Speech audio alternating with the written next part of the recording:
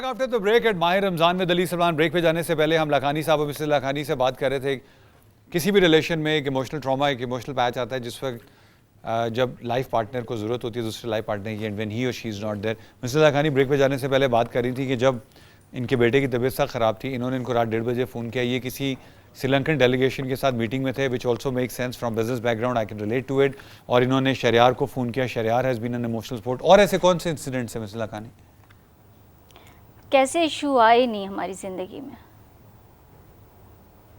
3-4 बजे की बात है, मैं इतनी बीमार, इनको कॉल कर रही, फ़ोन नहीं उठा रहे। मुझे 103 बुखार। उसी रात पापा को हार्ट अटैक हो गया और ये 2-3 दिन के बाद मुझे कॉल करके पूछें कि क्या हुआ। ये तब बाहर गए हुए थे? ये बाहर गए हुए थे, लेकिन आप ये तो सोचे कि एक औरत की ज़िंदगी में उसका शौहर अहमियत रखता है। मैंने आपको कहा था कि बंदा केयरफुल होना चाहिए। फाइनेंशियल सपोर्ट मुझे हर चीज़ की है, लेकिन मैंने ये नहीं चाहता कि बंदे को दौलत मिलने के बाद ही मुझे मेरे बच्चे को भूल जाए। बट मिसेस लखानी, जिस वक्त हमारी गुफ्तगू शुरू हुई है आप ही की एस्पिरेशंस पे, आप ही के कहने पे तो उन्होंने काम शुरू किया था। मिसेस लखानी, ये तो बिल्कुल एक डिफरेंट बात हो रही है आपके। What is your answer for this? मैं खुद नहीं समझ पा रहा हूँ कि मैं किस तरह अपनी फैमिली को भूल सकता हूँ। मेरी समझ में नहीं आ रहा क्या कह रही हैं, क्या कहना चाह रही हैं। जो कुछ करता हूँ मैं तुम्हारी खातिर करता हूँ ना। क्या कहना चाह रही? मैंने आपकी हर तरह से मदद की है।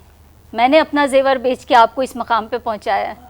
मेरी सपोर्ट थी जो आपने इतना मकाम हासिल किया, लेकिन उसके बाद ये आपने ये किया मेरे साथ कि मुझे छोड़ दिया, मेरे बच्चे को छोड़ दिया। मेरी फैमिली पे कोई बात आ रही तो आप मुझे पूछते तक नहीं है। मुझे मोरल सपोर्ट दी तो इसने दी, शहरियार ने मेरा साथ दिया, जो साथ आपको देना चाहिए था। आपने मेरे साथ कोई अच्छा नहीं किया और मैंने हर मौके पे आपका साथ दिया। आप ये मुझे बताएं, मैंने कौन से मौके पे आपका साथ नहीं दिया है?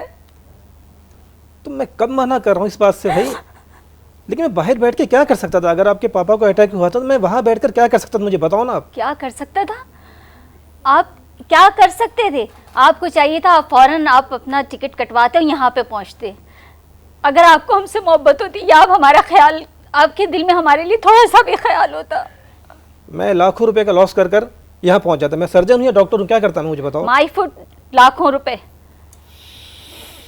मिसेस लखानी, फिर इस सारी जब ये इमोशनल ट्रॉमा हुआ, ये सब हुआ, तो फिर अब आप हमें बताइए कि उसका कॉन्सिक्वेंस क्या हुआ? वो सच क्या है जो आपको हर वक्त बेकल किए रखता है? वो सच क्या है जो आपको हर वक्त एक खलिश पे मुब्तला रखता है? वो सच ये है कि मैंने हमेशा अपनी ज़िंदगी में यही सोचा कि मुझे एक केयरफुल बंदा मिलना चाहिए, और वो उस शख्स की ज़िंदगी कामयाब है जिसे केयरफुल बंदा मिलेगा, उस औरत की। और मुझे वो केयरफुली सपोर्ट जो दी है वो शहरियार ने दी है, और मैं इसीलिए शहरियार से इश्क करने लगी। सॉरी भाभी, क्या कह रही हैं? ये क्या बकवास कर रही हो तुम? बकवास नहीं कर रही हूँ, सही बोल रही हूँ। मैंने अपना सब कुछ बेच के इसलिए नहीं किया कि तुम हमें छोड़ के यहीं और रंग रंगले मनाओ। मैंने जो कुछ भी किया सब तुम्हारी खातिर किया ना। मैंने क्या खातिर किया? अब तो तुम्हें सब कुछ मौजूद है तुम्हारे पास, और तुम्हारे लिए तुम इतना सा खर्च नहीं कर सकते? कितना तुम्हारा खर्च हो जाएगा एक टिकट पे आने जाने में? क्या कर लोगे? तुमने किस चीज की कमी है अब हमारे पास? कितनी आसानी से तुमने कह दिया कि तुम्हें इससे इश्क हो गया है। मेरी मोहब्बत की ये कदर है? मुझे इश्क इसलिए हो गया है कि उसने मेरे हर मौके पे ख्याल किया। जिस वक्त मुझे तुम्हारी ज़रूरत थी उसने मुझे सपोर्ट की। मेरे बच्चे को ज़रूरत थी तो वो शहरियार आया, मुझे ज़रूरत थी तो शहरियार आया। तुम कहाँ थे उस वक्त? मेरे कहने पे उसने तुमको सपोर्ट की। तुमने मेरी मोहब्बत का ये सिला दिया कि मेरी बीवी होकर तुम किसी और से इश्क करती हो। लखानी भाई, आप चुप करो, गलत समझ रहे हैं। आप बकवास नहीं कर रहा। भाभी आप मैं यहाँ नहीं, मैं नहीं बैठ सकता हूँ। अरे रहने दे भाभी प्लीज, आप एक मिनट बैठिए, अभी पूरी बात सुन के जाइए। बैठो आप ये तो मेरे भाई। भागते बने। आप बैठो एक मिनट। लखानी भाई, आपने इश्क किया जा रहा है यहाँ पर। तो आप मैंने इसलिए मेहनत की, इसलिए अपनी जिंदगी को मैंने अजीरन बनाया। भाभी आप खामोश हो जाइए। अजीरन बनाया? अजीरन तुमने अकेले नहीं बनाया, हमने भी बनाया है। अपने हम जज्बात कितना को मैंने survive देखा। कर रहे हैं।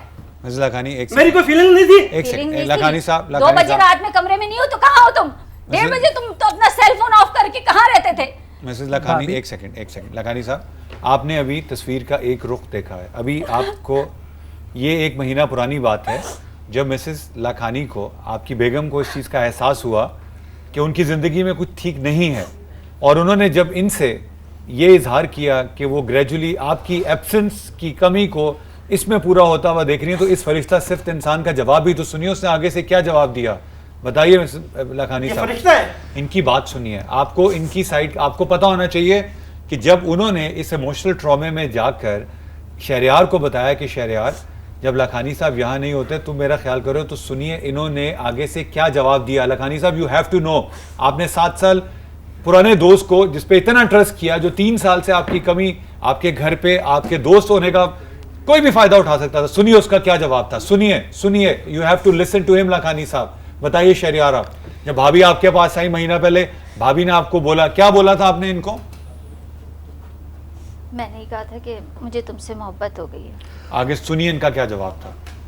अब क्या बचा सुनने के लिए? लाखानी साहब, ये एक वीक मोमेंट होता है जो किसी भी इंसान की जिंदगी में आ सकता है। We are all human beings.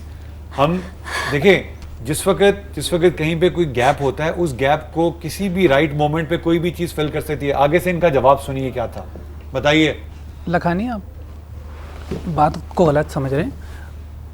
भाभी मेरी तरह माँ समान है, और मैं आपकी एब्सेंस में कभी भी मैंने इनके साथ कोई ऐसा नाजायज इन्होंने फायदा उनको समझाया, नहीं इन्होंने उठाया। उनको बोला तुम मेरी माँ, मेरी बहन, मेरी भाभी की तरह हो, ये मेरे बड़े भाई हैं, ये मेरे बाप की तरह है। इन्होंने मुझे बाप की तरह मेरे साथ सलूक रखा है, और आज इनके कहने की वजह से मिसेस लाखानी ने इतनी करेज की है, इतनी हिम्मत की है कि आज वो नेशनल टेलीविजन पर आके लोगों के सामने इस चीज़ को एडमिट कर रही हैं कि उस वीक मोमेंट पे वो किस तरफ जा रही थी और कैसे इस इंसान ने उनको सीधा रास्ता दिखाया। और हमारी इस पूरे प्रोग्राम का, इस सब चीज़ का सिर्फ और सिर्फ मकसद ये, लाखानी साहब, ज़िंदगी में पैसा ही सब कुछ नहीं होता।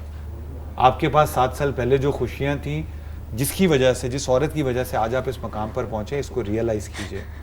अपने वक्त को, अपनी टाइम की मैनेजमेंट कीजिए। देखिए इस औरत को, वो जो आपसे कह रही है, दिस इज़ एग्जैक्टली वो चीज़ फीलिंग, वो महसूस कर रही हैं इस चीज़ को। और हमारा सिर्फ मकसद ये है, हम कोई डिसीजन नहीं चाहते। ये आपकी फैमिली है, आपको सलाम है मिसेस लाखानी कि आपने इतनी करेज का मुजाहरा किया, और ये इस इंसान को जितना सलाम किया जाए, सलूट किया जाए, ये इंसान की शक्ल में फरिश्ता। Thank you very much Shahryar. Lakhani साहब, आप सोचिएगा जो कुछ ख़वातीन हज़रात, हम यहाँ किसी से कोई डिसीजन लेने के लिए, कोई फ़ैसला लेने के लिए नहीं बैठे। ये इनका और इनकी फैमिली का मामला है। आपके सामने ये सच मिसेस लाखानी ने जो एक्सपोज़ किया, या शहरयार ने जो बात की, इसका मकसद सिर्फ ये था कि हम में से हर एक के घर पे एक लाखानी और मिसेस लाखानी है। सोच लीजिए इससे पहले कि बहुत देर हो जाए। अपना बहुत ख्याल रखिएगा। अल्लाह हाफ़िज़।